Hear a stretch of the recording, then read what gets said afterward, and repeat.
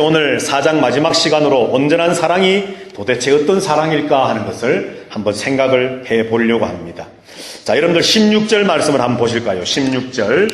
오늘 우리가 읽은 16절 말씀을 보면 하나님이 우리를 사랑하시는 사랑을 우리가 알고 믿었노니 하나님은 사랑이시라. 하나님은 사랑이시라. 사랑 안에 거하는 자는 하나님 안에 거하고 하나님도 그의 안에 거하시느니라 말씀을 합니다. 하나님은 사랑이시라 그렇게 말씀을 합니다.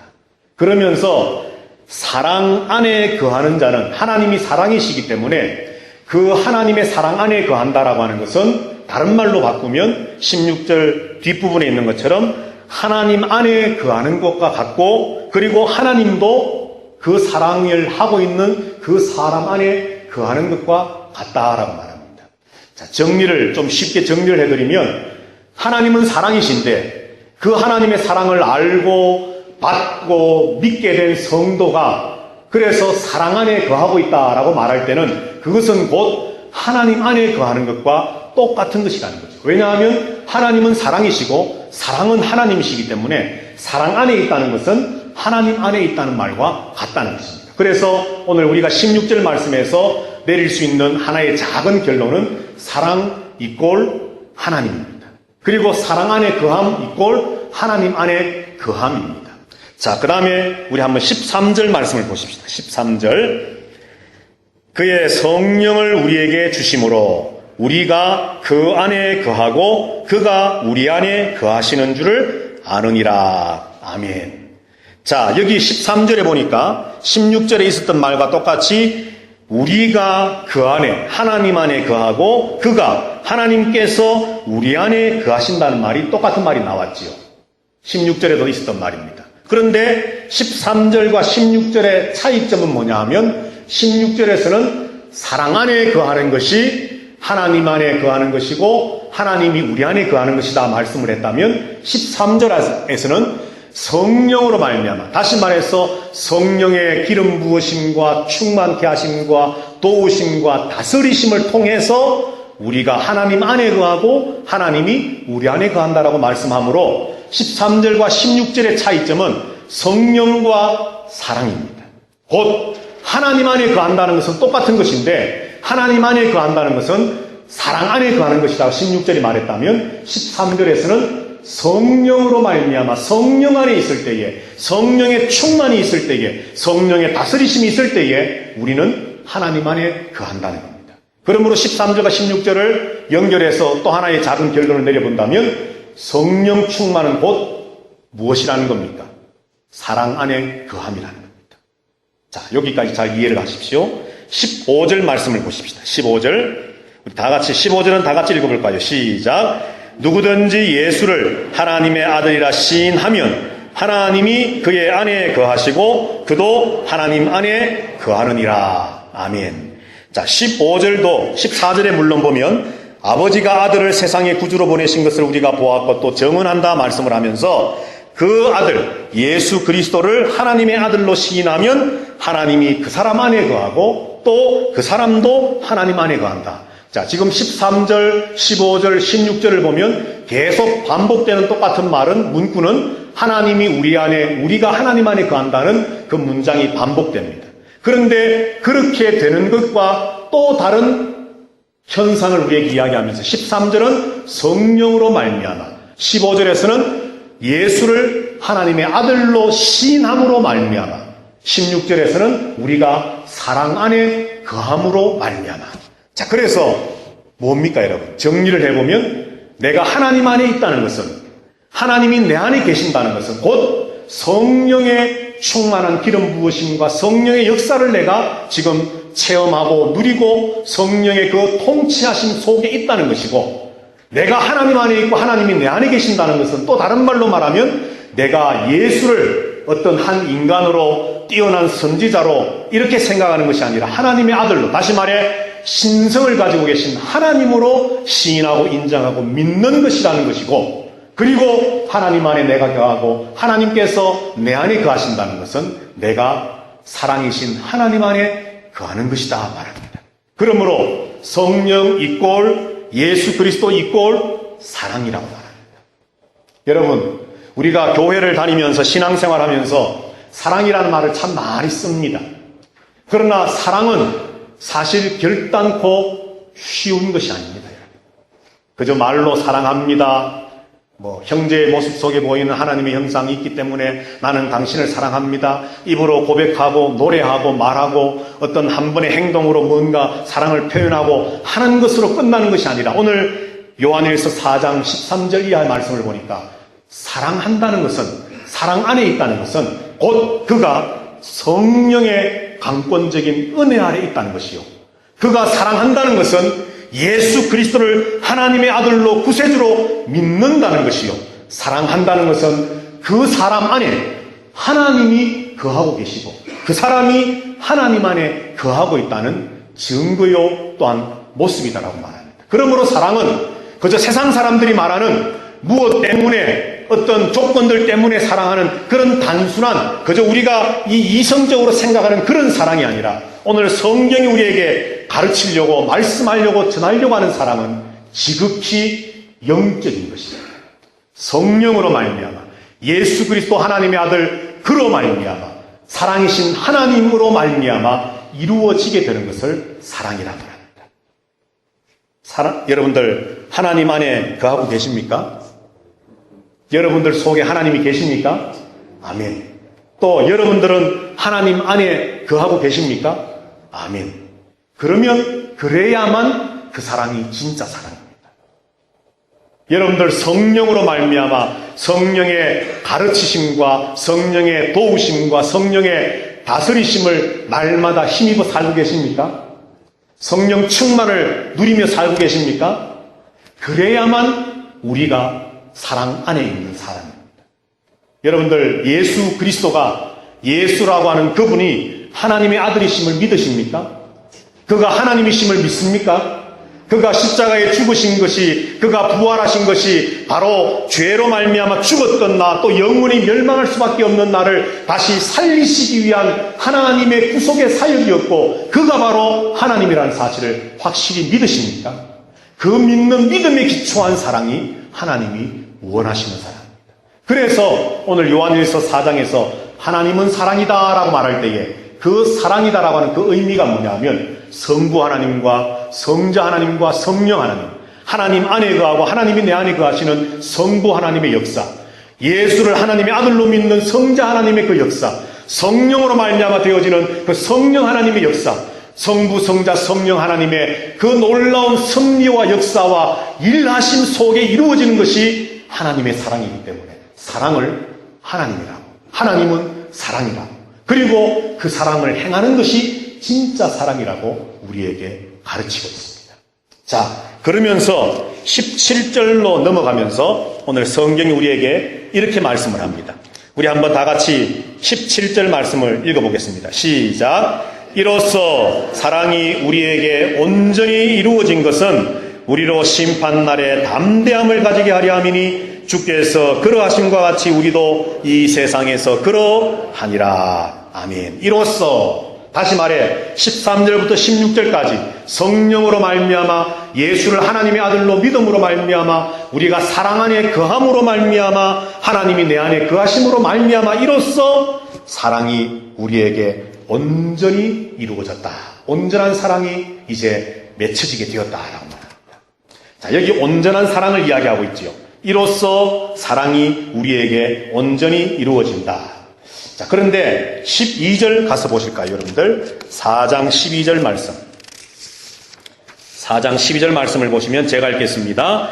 어느 때나 하나님을 본 사람이 없으되 만일 우리가 서로 사랑하면 하나님이 우리 안에 거하시고 그의 사랑이 우리 안에 온전히 이루어지느니라. 아멘. 자, 12절 말씀을 가만히 보시면 우리가 서로 사랑하면 하나님이 우리 안에 거하신다라고 말합니다. 조금 전에 13절, 15절, 16절에서 계속 반복되었던 하나님이 우리 안에 거하신다는 말이 나오고 그리고 그의 사랑이 우리 안에서 온전히 이루어졌다. 17절에 말했던 이로써 사랑이 우리 안에 이루어졌다, 온전히 이루어졌다는 말이 또 12절에 나옵니다. 자, 그러니까 하나님이 우리 안에 거하시고 사랑이 온전하게 되기 위해서 12절은 우리에게 뭘 말씀하느냐 하면 서로 사랑을 이야기합니다. 서로 사랑. 그죠? 성령으로 말미암아 예수를 하나님의 아들로 시인하고 믿음으로 말미암아 우리가 사랑 안에 거함으로 말미암아 하나님이 내 안에 거하시는 증거가 되어지고 그렇게 함으로써 사랑이 온전히 이루어진다라고 13절부터 16절까지 말씀했는데 12절 한 절 속에 하나님이 우리 안에 거하시고 그러므로 우리가 사랑을 온전히 이룰 수 있는데 어떻게? 12절에서는 우리가 서로 사랑함으로 말합니다. 자, 그러니까 또 한번 연결을 해보면 서로 사랑 이꼴 성령의 역사 이꼴 예수를 하나님의 아들로 시인함 이꼴 사랑 안에 거함입니다. 이것들이 이루어질 때에 내 안에 하나님이 거하시고 결국 사랑이 온전한 사랑으로 나타나게 된다는 것입니다.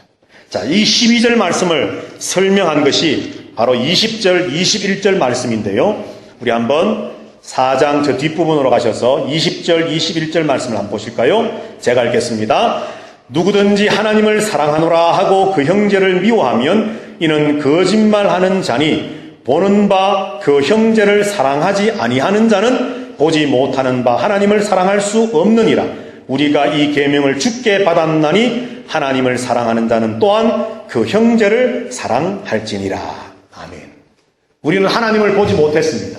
그러나 하나님을 사랑한다라고 우리는 고백합니다. 영이신 하나님을 보지 못하고 사랑한다라고 하면서 눈에 보이는 형제를 사랑하지 아니하면 거짓말하는 자라고 말합니다. 다시 말해 성령의 역사도 체험하지 못했고 예수를 하나님의 아들로 시인하지도 않는 것이요 그 속에 사랑이 없는 것이요 그 속에 하나님이 거하시지 않는 것이라고 오늘 요한은 강조하고 있습니다. 서로 사랑하지 않는다는 것은 앞에서 이미 말했던 이런 것들이 없는 것이기 때문에 온전한 사랑을 이룰 수 없다는 것이죠. 자, 또 온전한 사랑이 뭘까요? 우리 다 같이 한번 앞으로 조금 더 가셔서 2장을 보십시다. 요한일서 2장 5절 말씀.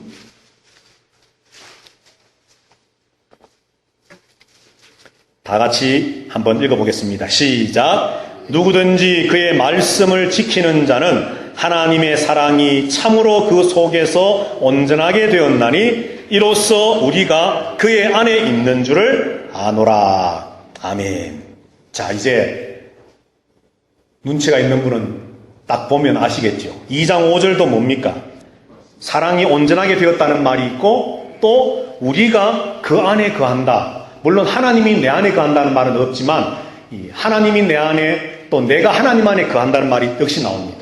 4장 12절에서 우리가 서로 사랑함으로 하나님의 사랑이 온전하게 이루어지고 하나님이 내 안에 거하신다라고 하는 말이 나왔었고 13절부터 17절까지 4장에 성령의 역사로 말미암아 예수를 하나님의 아들로 시인함으로 말미암아 우리가 사랑 안에 거함으로 말미암아 하나님이 내 안에 거하시고 내가 하나님 안에 거함으로 이로써 사랑이 온전하게 되었다라고 말했는데 오늘 2장 5절에 보니까 하나님의 사랑이 참으로 그 사람 속에 온전하게 되었다. 온전한 사랑을 이야기하면서 이렇게 됨으로 우리가 하나님 안에 있다는 것을 안다라고 말합니다. 그런데 이런 온전한 사랑과 하나님 안에 거함에 대한 조건을 2장 5절에서는 뭐라고 말합니까?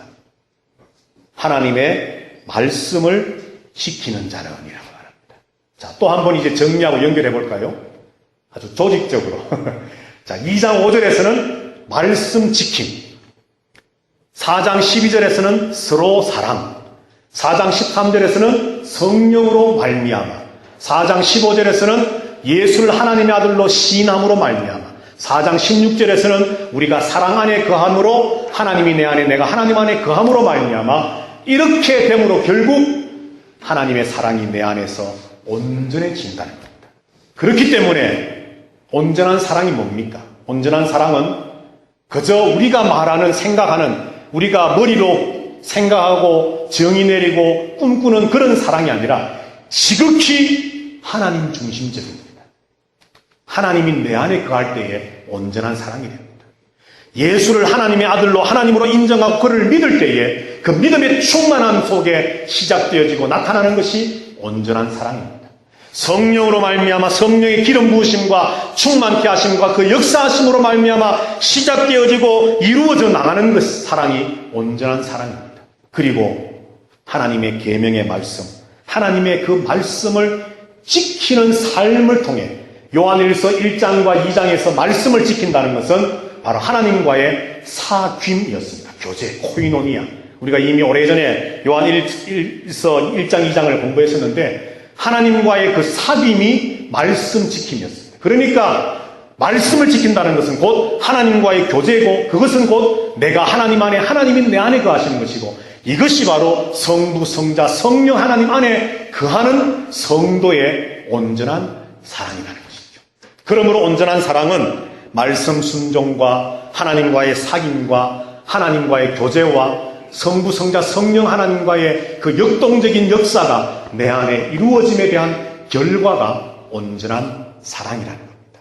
오늘 이것이 이제 이론적이고 교리적인 내용이고 오늘 말씀을 분석한 내용이라고 한다면 이제 이것을 우리의 삶 속에 실천하고 적용하는 부분을 한번 생각을 해보려고 합니다. 다시 4장으로 가셔서 18절, 19절 두 절 말씀에서 이제 우리는 오늘 주시는 이 말씀의 결론과 함께 적용점을 찾아보려고 합니다. 자, 우리 한번 18, 19절을 다 같이 한번 읽어보실까요? 시작. 사랑 안에 두려움이 없고 온전한 사랑이 두려움을 내쫓나니 두려움에는 형벌이 있음이라. 두려워하는 자는 사랑 안에서 온전히 이루지 못하였느니라. 우리가 사랑함은 그가 먼저 우리를 사랑하셨음이라. 아멘. 자, 여기 가만히 들여다보시면요. 18절 말씀을 보시면 두려움이라고 하는 말이 4번이나 반복이 됩니다. 한 절 안에 사랑 안에 두려움이 없고 첫 번째, 온전한 사랑이 두려움을 내어 쫓나니 두 번째, 두려움에는 형벌이 있음이라 세 번, 두려워하는 자는 사랑 안에서 온전히 이루지 못하였느니라. 두려워하는 자라고 말하면서 형용사처럼 나왔지만은 역시 두려움이라고 하는 말이 4번 이렇게 나왔습니다. 자, 여러분들 분명히 사랑을 이야기하고 있습니다. 사랑. 그런데 온전한 사랑을 이야기하는 가운데 18절에 와서 하나님께서는 요한을 통해서 두려움이라고 하는 주제를 지금 끄집어내고 계십니다. 두려움. 사랑 안에는 두려움이 없다. 온전한 사랑은 두려움을 오히려 내어 쫓는다. 그 두려움의 결과는 형벌이다. 두려워하는 자는 왜 두려워하느냐? 사랑 안에서 그 사랑을 온전히 이루지 못했기 때문이다. 온전한 사랑을 이루지 못했기 때문이라고 말합니다. 자, 그러면 여러분들 두려워하는 이유와 뭐 그런 조건이라고 할까요? 두려워할 수 있는 그 이유가 여러 가지가 많이 있을 수 있습니다. 그런데 오늘 사랑을 이야기하는 가운데 왜 하나님께서는 지금 두려움을 이야기하고 계실까요? 두려움. 자, 먼저 묻겠습니다. 두려움은 하나님이 주시는 겁니까?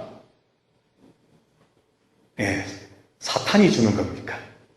사탄이 주는 겁니다. 성경에 보면 두려움은 하나님으로부터 말미암지 않다고 말합니다. 두려워한다는 것은 물론 우리가 살면서 걱정할 수 있고 근심할 수 있고 때로는 두려워할 수도 있습니다.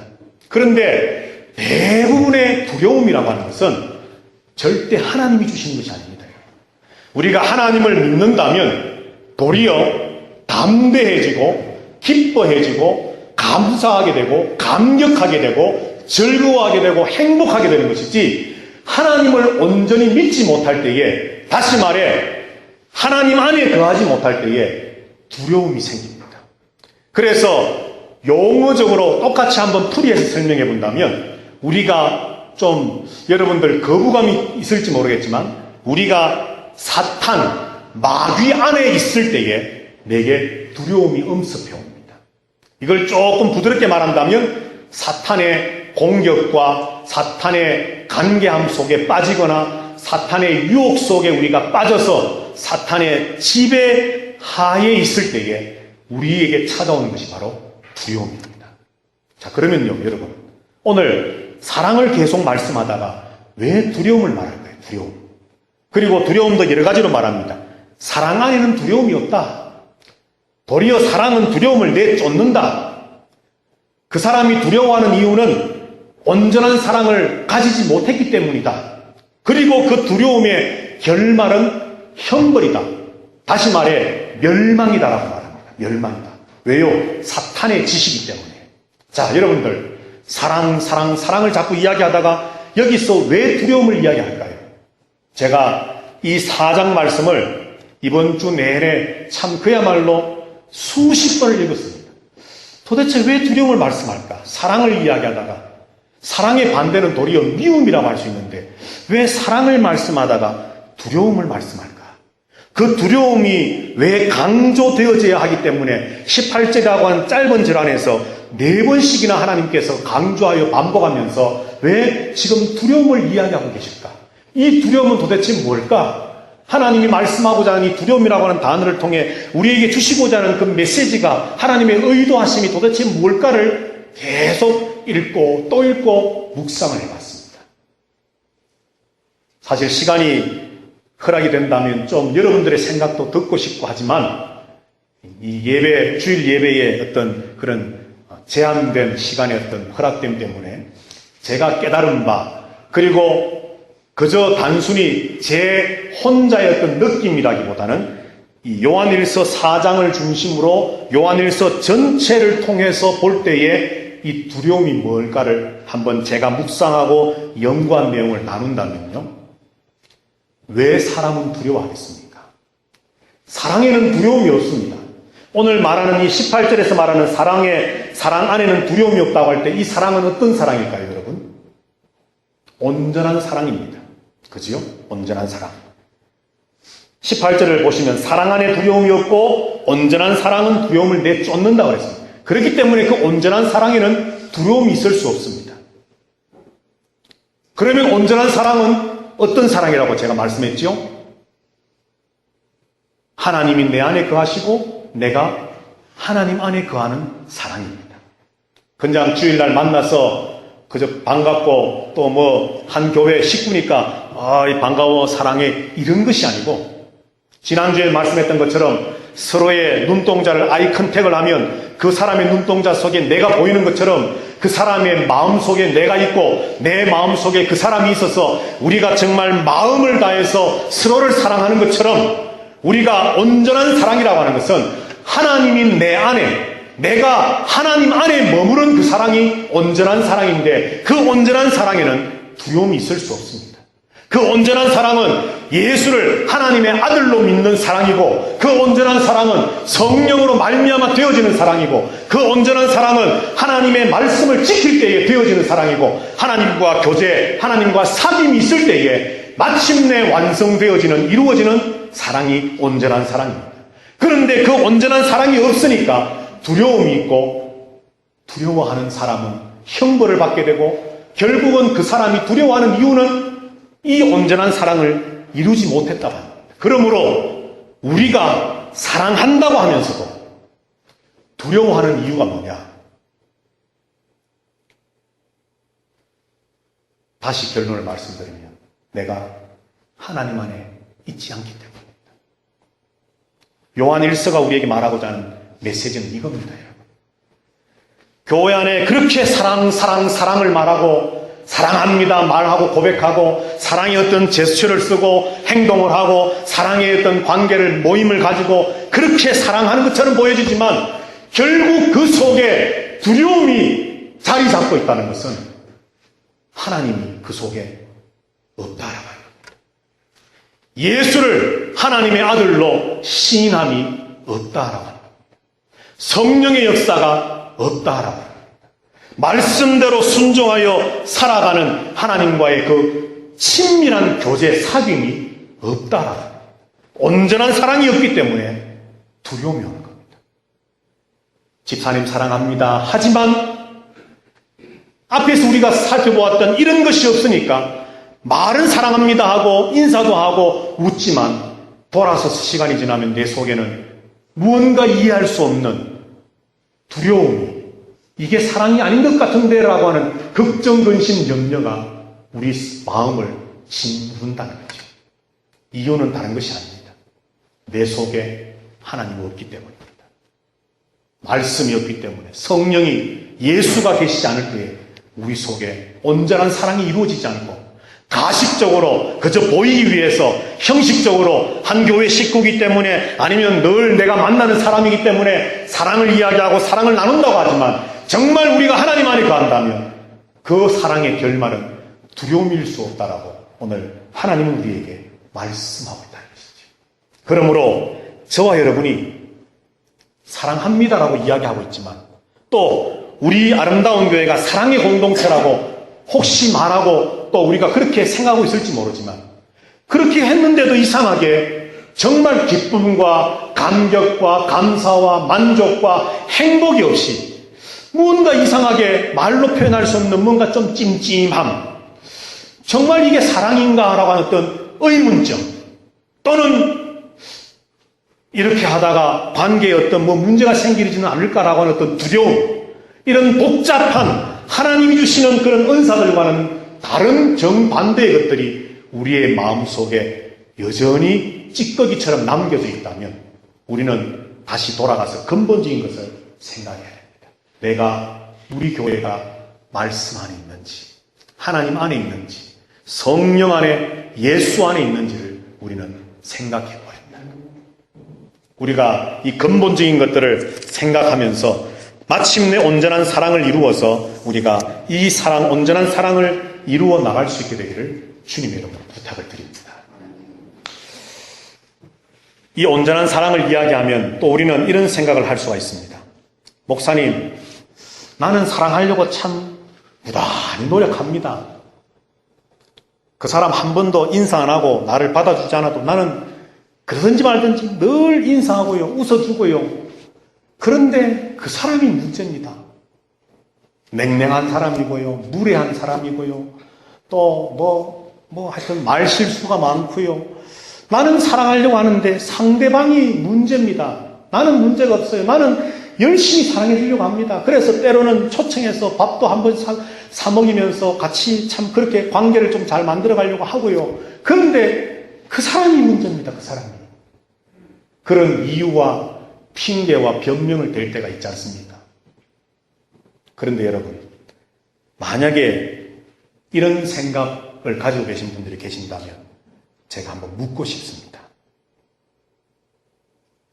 저와 여러분은 사랑받을 만한 자격이 되어서 하나님의 사랑을 받았습니까?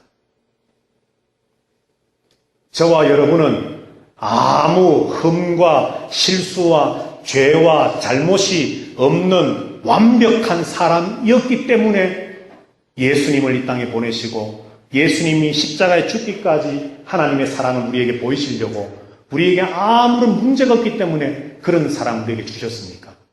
아니잖아요. 그렇게 친다면 하나님과 나와의 관계를 내가 어떻게 사랑하려고 하는데 사랑받지 못할 이유와 조건과 어떤 변명거리가 있어서 나 그 사람 도저히 사랑 못하겠습니다 하는 어떤 존재와의 관계를 비교해 본다면 성경은 하나님과 우리 사이를 원수였다고 말합니다. 원수. 그런데 우리를 하나님은 사랑해 주셨지 않습니까? 그런 사랑 받아 놓고 예수님의 비유에 의하면 100만 달란트의 빚을 탕감받아 나눠 1만 달란트 100데나리온 갚지 못하는 사람을 옥에 가두는 것과 뭐가 다릅니까? 하나님께 자기 아들 독생자 예수 그리스도를 십자가에 죽이기까지 우리를 사랑하신 받을 만한 자격도 조건도 이유도 없는 나를 사랑해 주신 그 사랑을 안다고 하고 믿는다고 하면서도 저 사람 무례해. 저 사람 버릇이 없어. 저 사람 말 실수가 많아. 저 사람 때문에 분위기가 이상해져. 이런 자질구레한 어쩌기 보면 클 수도 있겠지만 그런 몇 가지들의 이유 때문에 난 저 사람 사랑할 수 없어. 하나 될 수가 없어. 여러분, 그래서 그 사람은 그 속에 요한이 말하는 하나님이 없는 겁니다. 하나님 사랑을 모르는 겁니다. 그러니까 그 형제를 사랑하지 않는다라고 성경은 분명히 못 박아 말씀하는 겁니다. 나 같은 죄인 사랑하신 그 사랑을 정말 가슴으로 느꼈고 알고 믿는 성도라 한다면 그 사람 아무리 원수 같은 존재라 해도 사랑하는 것이 온전한 사랑이라고 우리에게 말해줍니다. 그래서 19절이 이렇게 말하지 않습니까? 두려움을 이야기하고 나서 19절이 바로 또 이렇게 말씀을 합니다. 우리가 사랑함은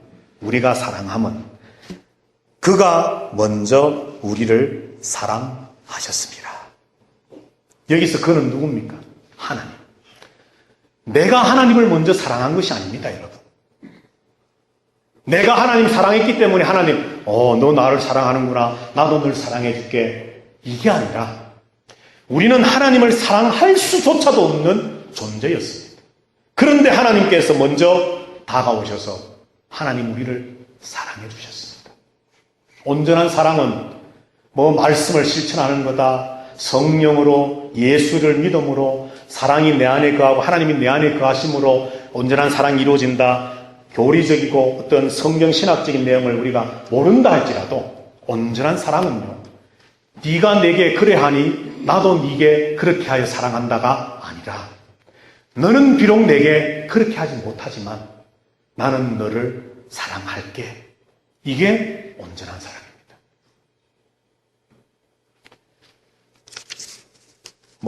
시어머니들 용서하십시오. 설교 들으면서 이 설교 우리 며느리가 들어야 되는데, 아내들 오늘 우리 남편이 나와서 이 말을 들어야 되는데, 여러분 자기에게 적용하십시오. 자기에게. 오늘 이 말씀 아무개가 좀 듣고 좀 그 사람이 좀 변화돼야 되는데 내가 받게 된다. 내가. 여러분 오늘 이런 설교를 하면 어떤 분은 그런 말씀을 하실지도 모르겠어요. 말은 안 하지만 속으로, 목사님은 그러면 온전한 사랑을 이루셨습니까? 그러면 저는 자신 있게 대답합니다. 나도 안 됩니다. 저도 안 됩니다, 여러분. 제가 어떻게 해서 이런 온전한 사랑을 완전히 하겠습니까? 그러면 또 한번 저는 질문 겸 말을 하고 싶습니다. 왜 기준을 이중무 목사로 잡으십니까? 하나님을 기준으로 잡으셔야지.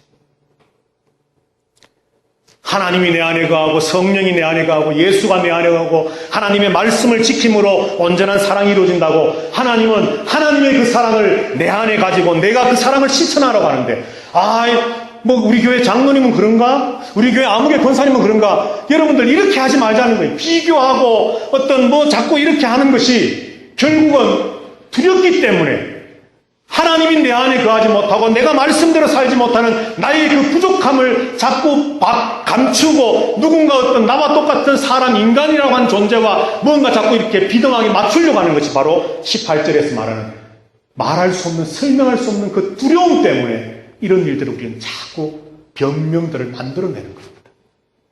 우리 그렇게 하지 말고 오늘 주신 말씀과 같이 정말 성령의 역사로 말미암아, 예수를 하나님의 아들로 믿는 믿음으로 말미암아, 하나님이 내 안에 거하시는 그 사랑으로 말미암아, 하나님의 말씀을 지키는 그 삶으로 하나님과의 사귐과 교제가 있는 그것으로 말미암아 우리가 온전한 사랑을 이루어서 우리 안에 있는, 내 안에 있는 이 두려움들을 다 몰아내십시다. 하나님이 나를 먼저 사랑하신 것처럼 우리가 먼저 사랑하십시다. 그렇게 될 때에 결론을 말씀드리면 17절을 읽고 말씀을 마치겠습니다. 17절 제가 읽겠습니다. 이로써 사랑이 우리에게 온전히 이루어진 것은 우리로 심판날에 담대함을 가지게 하려 함이니 주께서 그러하심과 같이 우리도 이 세상에서 그러하니라. 아멘. 주께서 그러하심과 같이 우리도 이 세상에 그러하니라. 주님이 승리하셨다는 겁니다. 그런데 그 승리가 담대함으로 우리에게 주어지는데 심판날에 담대함을 가질 수 있습니다. 어떤 사람이? 온전한 사랑을 이룬 사람이. 심판대 앞에 담대함을 가질 수 있는 조건, 물론 예수로 말미암아 되어지는 것이지만 우리가 하나님의 심판대 앞에 장차 서게 될 때에 우리가 하나님 앞에 부족하고 연약한 존재임에도 불구하고 우리가 주님 앞에 담대함을 가질 수 있는 것은 바로 이 온전한 사랑을 이룰 때에, 다시 말해 또 한번 앞에서 공부했던 중요한 성경적인 내용을 설명을 해준다면 우리가 말씀대로 살았을 때에, 성령으로 살았을 때, 예수를 믿는 믿음으로 살았을 때에, 하나님 안에 거함으로 살았을 때에, 그래서 온전한 사랑이 이루어졌을 때에 우리는 주님 앞에, 심판대 앞에 서서도 두려움이 아닌 담대함을 가질 수 있습니다. 오늘 저와 여러분들이 이 온전한 사랑 이루어 나가기 위해서 하나님을 의지하시고 그 하나님의 사랑, 하나님은 사랑이신 그 하나님의 사랑을 내 속에 품기 위해 간절히 기대하고 소망하고 노력하시고 도움을 요청하시고, 그리고 주님 먼저 하셨던 것처럼 나도 먼저 이 사랑을 실천하려고 노력하고 힘쓰고 애쓰심으로 주님 앞에서조차도 담대할 수 있는 저와 여러분들 모두가 될 수 있게 되기를 주님의 이름으로 축복합니다.